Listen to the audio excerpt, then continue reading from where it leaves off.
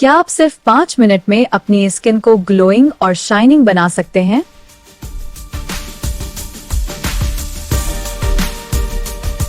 اگر آپ کی اسکن ڈل، ڈرائی یا بے جان لگ رہی ہے تو پریشان نہ ہوئیں۔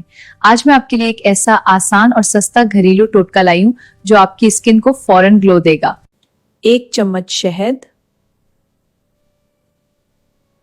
آدھا چمچ لیموں کا رس اور 1 چمچ دہی۔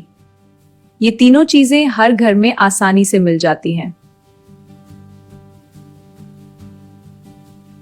اب ان تینوں چیزوں کو اچھی طرح مکس کریں اور ایک سموتھ پیسٹ بنا لیں۔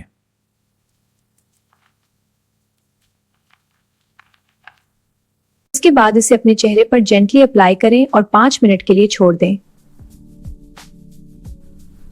پھر ٹھنڈے پانی سے چہرہ واش کریں اور فرق خود دیکھیں۔ صرف ایک بار یوز کرنے سے ہی آپ کی اسکن سافٹ، فریش اور گلوئنگ لگنے لگے گی۔ اگر آپ اسے ہفتے میں 2 سے 3 بار استعمال کریں تو آپ کی اسکن نیچرلی برائٹ ہو جائے گی۔